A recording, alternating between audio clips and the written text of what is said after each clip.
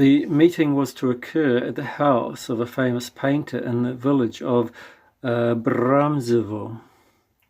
It was August 19th, the Feast of Transfiguration.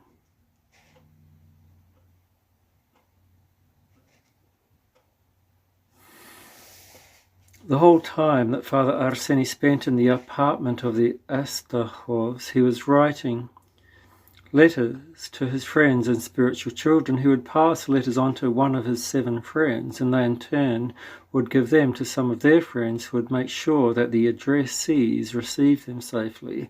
So those who received the letters assumed that they had been written from exile and delivered by friends from there. The first 6 days were quiet. Father Arseny served the Vespers and Matins of the forefeast, heard confessions, and served the liturgy on the feast day, with his friends receiving communion from him. After this, they all went to work, and Father Arseny stayed alone. After the festive service, he was joyous and calm. There was no reason to be concerned.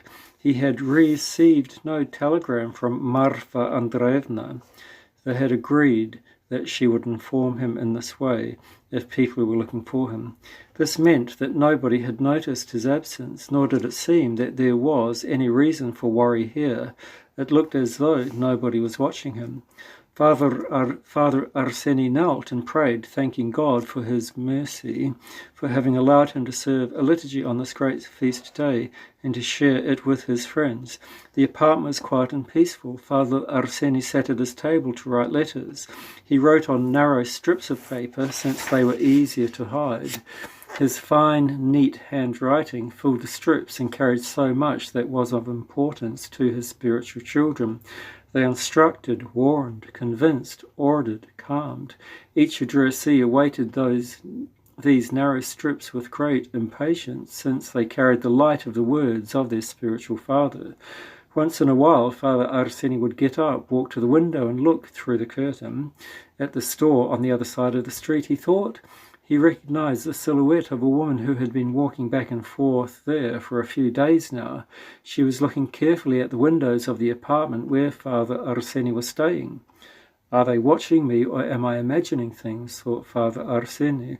He had not left the house. He had not noticed anyone watching him when he arrived, and only his closest friends knew he was here. I am being paranoid, he told himself, and he prayed and sat back at his table to write. It was now almost 11 o'clock in the morning. Father Arseny checked the oil lamp and started praying. The light of the lamp leapt and sometimes almost went out. Deep in prayer, Father Arseny recited the Akathist to the Mother of God, praising her, glorifying her and thanking her. Suddenly his prayer was interrupted by the violent ringing of the bell. The signal was the one that had been agreed upon: 1 long, 3 short, 1 long, and again 1 short. Who can it be, thought Father Arseny. I'm not expecting anyone today. What has happened? The bell rang again, insistently and loudly. Concerned, Father Arseny went to open the door. Since only his friends could ring in such a manner, something must have happened. Probably a telegram has come from Marfa Andreevna, he thought. Entering the vestibule, Father Arseny crossed himself, and placing his hope in the Mother of God, he opened the door. Immediately, pushing the door with her foot, an unknown woman entered forcefully. She was perhaps 22 years old. She almost pushed Father Arseny aside as she went into the living room. I am from the Soviet administration. Here are my papers. See for yourself. You, Streltsov Pyotr Andreevich, have been living here now for 6 days. I've been sent here to watch you during the day. At night, somebody else takes over the watch. Father Arseny was lost. He knew that on his desk were letters from his spiritual children. He was in this town without authorization. He was afraid for the safety of his friends, who might suffer because of all this. O God, O my Mother of God, help me, he prayed silently. One thing was clear to him: many people would be arrested because of him. The woman was beautiful, young, and obviously intelligent. She was dressed in very unobtrusive clothing, probably so as to go unnoticed in a crowd. You understand, I am from the administration. I've been watching you from outside, but something terrible happened to me personally. My daughter has fallen seriously ill. I called home and they told me she has a fever of over 104 and her throat is swollen, she is blue in the face, and she is having difficulty breathing. All of this is so sudden. When I left this morning, she was in good health, and now my mother says Tanya is dying. I called my superiors asking them to send me a replacement, but they refused. They forbid me to leave my post. But what can I do? My daughter is dying. I have to help her. I have to go find a doctor. My mother doesn't know what to do. Tatiana is dying, and I have to go home. My replacement will only come at 5 p.m. I have a big request to make of you. Please do not go anywhere. Give me your word that you will not leave. I beg you, do not leave the apartment. You would destroy me. Another request. If anyone comes to see you, someone may have accompanied him or her, and I must know it and inform the authorities about it. Your people who work for us say that you are a good person and help others. Please do not leave. Tell me you will not. Tatiana is very sick, and I am not allowed to be with her.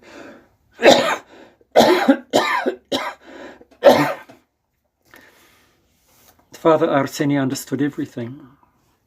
She didn't need to say anything more. In her eyes, he read a great deal more than she could have told about herself. Go to your daughter. I will go nowhere. And if anyone comes, I will let you know. Go. Thank you, citizen Streltsov. Thank you. I will be back at 3 o'clock and will be at my post again. And for some unknown reason, she added, my name is Anna.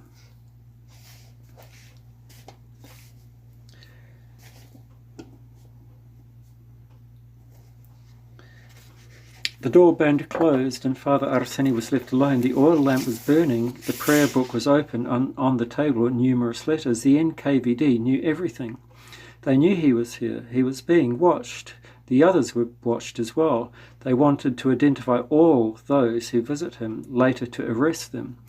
This Anna, who came into the house, who knew the signal, who had to go see her sick daughter, though the authorities did not allow it, her awful phrase, your people who work for us, the meeting planned with the bishops, the sudden illness of Anna's daughter. Father Arseny read all this as a chain of events sent by God's great wisdom.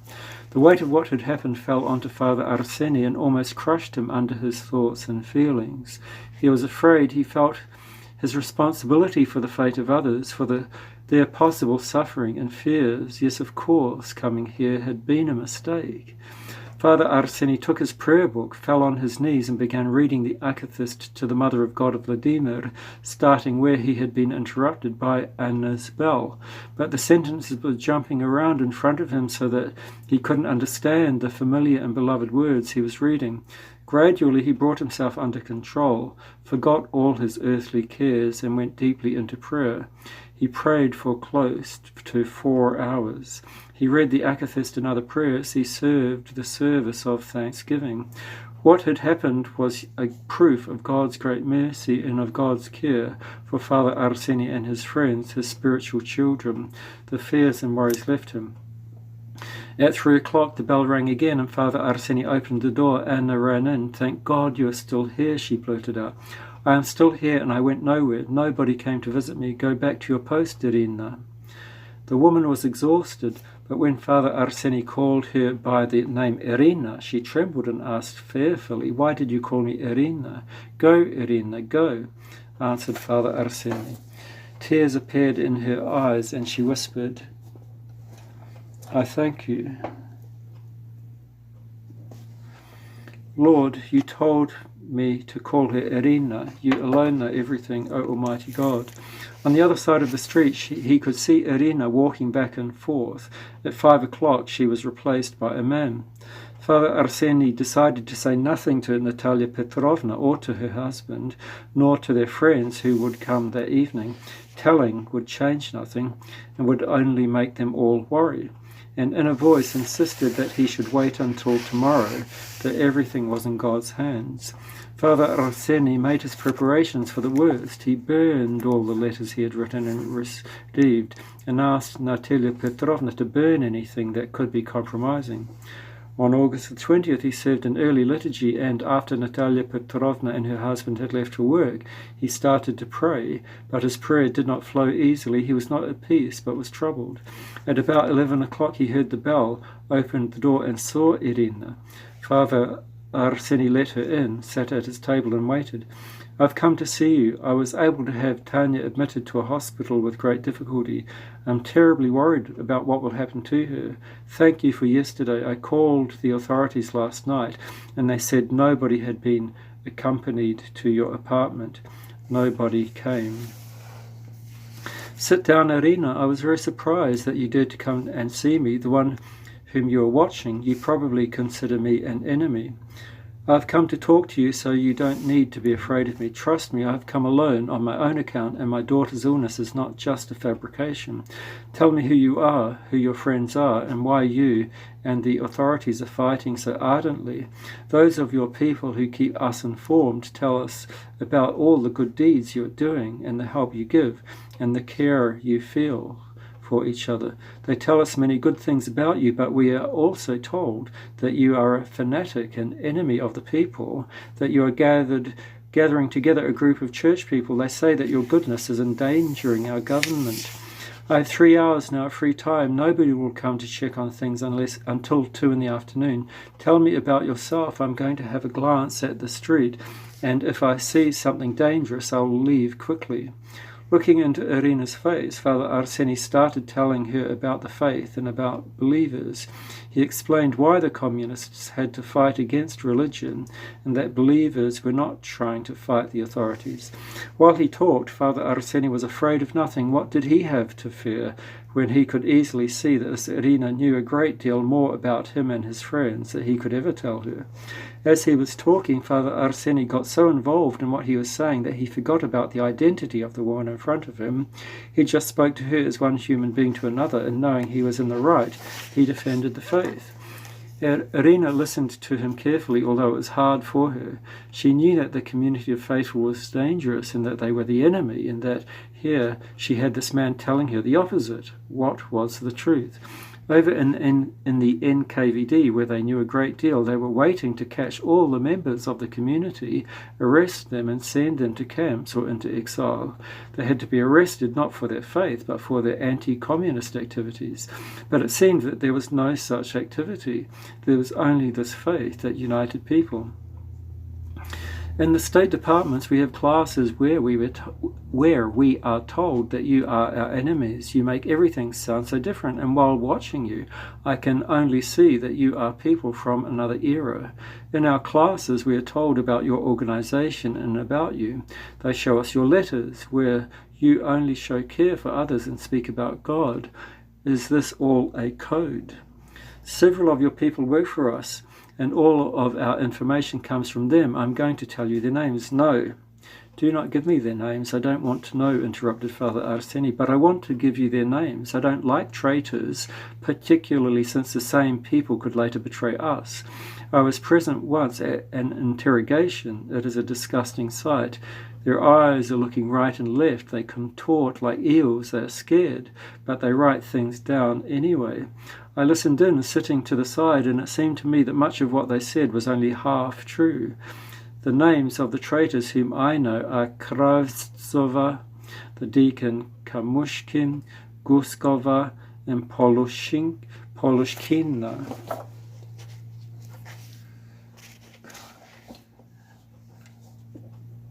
Just wait, I'm just writing these names down.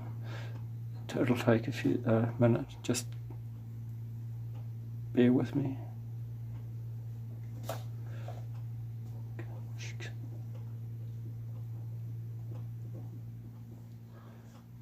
Guskova, Polushkina. Sorry about that. Father Arseny shook, and he almost shouted out, "You aren't telling me the truth. These people could never betray us." But looking at Irina, he knew that she was telling the truth. He started to cry. He wept bitterly. "What's wrong with you, citizen Streltsov? I'm telling you the truth. On August the 16th, I myself accompanied Kravtsova to the authorities. It is all true. Calm yourself. They're just worthless people. Perhaps I shouldn't have told you, but I pity you. Don't be upset. I'm going to leave you now. I will stop by tomorrow. You will not be arrested any time soon. They want to make sure to have the names of everyone who works with you. I want to make a call from a telephone box to find out how my daughter is doing. I'm sorry I upset you. Father Arseny was left alone, shaken, crushed. Tears flowed from his eyes and his thoughts grew heavier and heavier.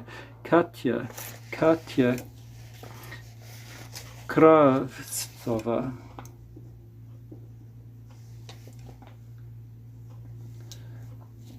Who was one of the people he felt closest to. She was a steady helper. She had a heart of gold. She was prayerful and she knew the church services. She knew everything there was to know about their community. Yes, she knew everything. What could have pushed her over the edge into becoming an informer, becoming a traitor? Katya, whom everyone called Katya, the white, to distinguish her from other Katyas.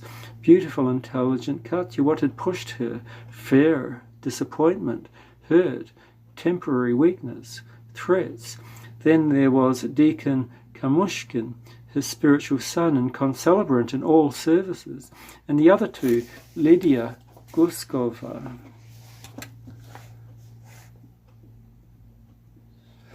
and Zina Polushkina, his faithful spiritual daughters. Yes, they were faithful, loving, deeply believing and beloved spiritual daughters. What could have happened? How did they fall? Was it just fear, he thought. Perhaps I myself, as their spiritual father, missed something. Perhaps I did not save them from this fall. Perhaps I'm guilty in all of this. So, Lord, forgive me, a sinner. Teach me, set me straight. Is it my fault? Have mercy on them and protect all the others. Remembering their confessions and their conversations, Father Arseny tried to reconstitute the tiny missteps which might have led them to this fall. Yes, he, Harmak Arseny, should have noticed what was happening. He should have stopped their hesitations and their mistakes.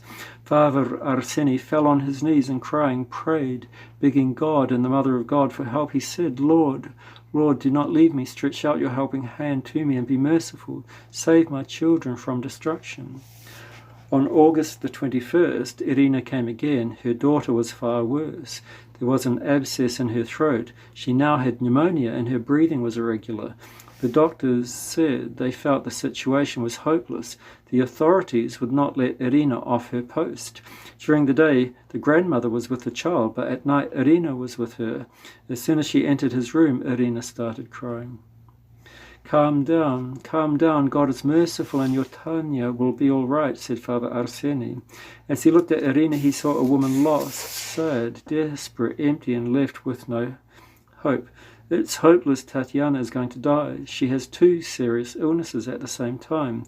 The doctors did say that she is going to die and I cannot be with her during the day. She sobbed with her head on the table. Father Arseny went over to his icons, lit a second oil lamp and said, I'm going to pray for Tanya. I will beg God for her. I will also beg your God, since I am ready to do anything. I only want to save my Tanya. Tanya, I don't know how to pray. I don't even know God. The light of the oil lamp flickered and illumined the icons, but mainly sent its light onto the icon of the Mother of God of Vladimir. Irina, we are going to make the request together. We are going to pray to the Mother of God. She is our protector, and we will ask her to cure your Tanya. And he started to pray clearly and loudly. While he was praying, Father Arseny did not see Irina. He forgot about her and only remembered an inconsolable human grief. Father Arseny prayed for the child Tatiana with all his soul and with all his priestly power.